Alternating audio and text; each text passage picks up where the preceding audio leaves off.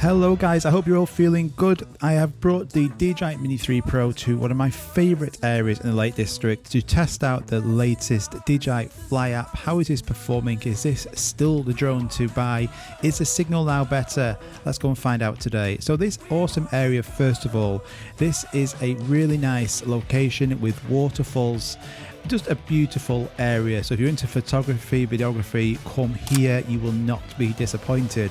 So we had a bit of a trek around here before getting out the Mini 3 Pro.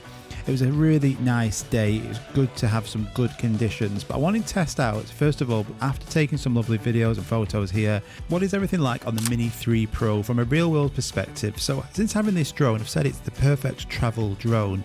Is it still that with the latest DJI FLY update, especially with this controller? So just a general day out, taking just the drone, taking the camera and a couple of batteries. How does this perform? This should perform brilliantly, just like it did before, and just like if you take another small drone like the Mini 2. So I'm going to do an overall test of quite a few features on 2 batteries and see how we get on.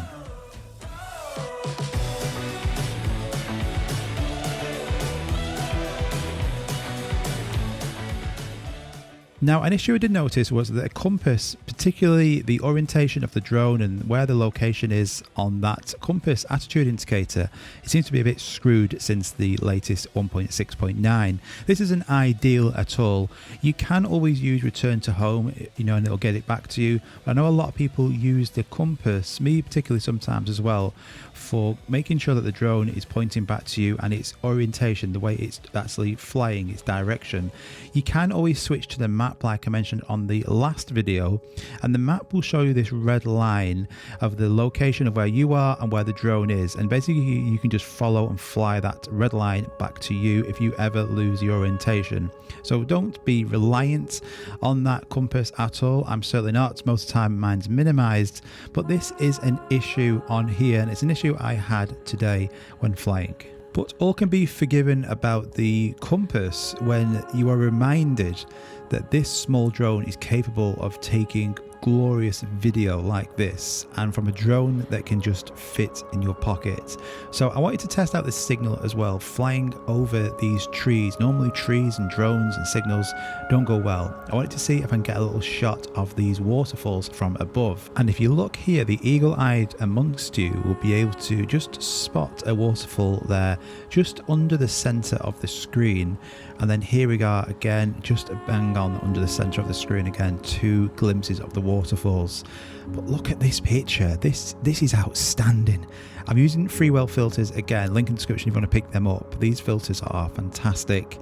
But look at the quality coming from this drone and this signal as well. So overall, starting off in this location, this signal I think is even better. I don't know what the hell they've done, but they've done something. Something has improved the overall signal, the OcuSync signal. I'm not flying 20 miles away, but I want that signal where I am to be spot on. And normally where there's trees, that's not the case. But let's change location now and let's have a look in this area. So I'm going to recreate the same shot again that I did before. Pull away shots are a fantastic shot to do.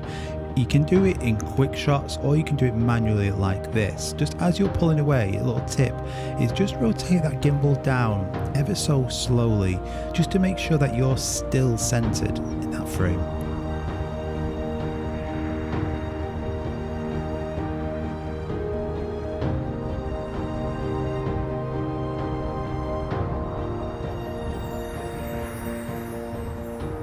We did have the action camera and the paddleboard packed, but we were losing daylight and starving. So I'm going to focus on other people and this fantastic area for this test.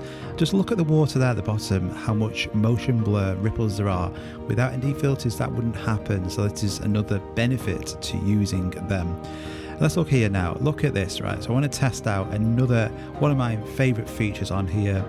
It's not the active track, it's the spotlight. I use it all the time. It is awesome. Make sure you are as well. So in spotlight, drag it around something, a good object or a good landscape. As we now circle, we can crop in at 2 times because I'm in 4K, so there's not much noise.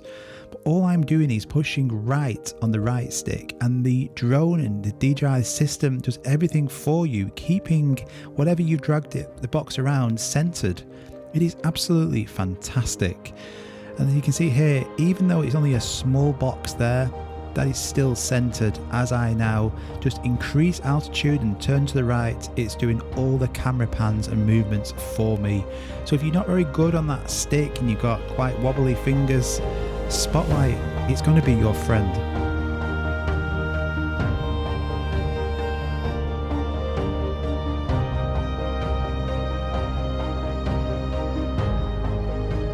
So I encourage you all to use Spotlight. It's a beautiful technique to use, and you don't even have to be that good to be able to do it yourself. Photos are excellent. I'm going to show you some more photos in a second, but yeah, JPEG and RAW photos are working great on this. Let's have a look now at video as well again. So I'm just going to lower the altitude. The battery is still fantastic, right? Nearly 80% battery still. So I changed batteries when I went to this location.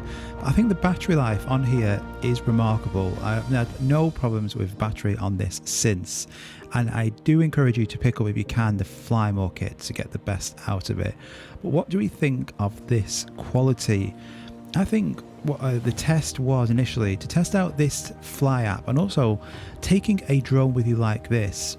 It's just so effortlessly easy to take a small drone like the Mini 3 on a day trip like this with a couple of batteries and get fantastic photos and videos like this. And sure, the Mavic 3, the video will be better, but not everybody needs that Mavic 3, and I certainly don't, and I don't regret not bringing it on a day like today. So look at this good shot here. So all about composition, get your grid lines on. Let's have a look now at some photos. So make sure you spend time getting lined up, vertical or horizontal, whatever your preference is. Photos, JPEG, make sure your JPEG and RAW is turned on. JPEG and then onto the RAW photo, which is going to allow you to edit your photos a lot more, capture some great photos. 48 megapixel photos out of this drone are great. You can crop in and still render a lot of detail and allow you to edit these and get really good detail as well. I love taking photos on this. I didn't take lots on the Mini 2, but on this I'm taking more than ever. I think the photo capabilities from this drone are fantastic, and I'm sure and hope you agree.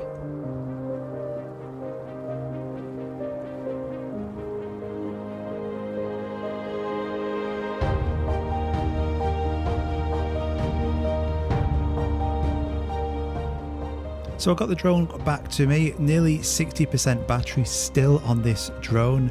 I wanted to get a photo and a video of the drone in the air. So whilst I was doing that, taking a video of the drone took a picture of me. I think it's come out pretty good. The quality from these photos are ace. Don't forget, you can do selfies as well. You've got a timer mode on here. It's a fantastic drone. So overall, we had a really good day, and I'm so glad I brought the Mini 3. The Mini 3 Pro was able to capture everything I wanted it to. The compass issue is there. I'm sure it will be solved with the next one, but overall this is such a stable and really good firmware and app version. So I highly encourage you to go and update it if you haven't done already. I'm sure we'll see another one really soon to address the compass issue. But I hope you enjoyed that. Please consider subscribing if you did, like this video, and I'll see you soon, guys. Bye bye.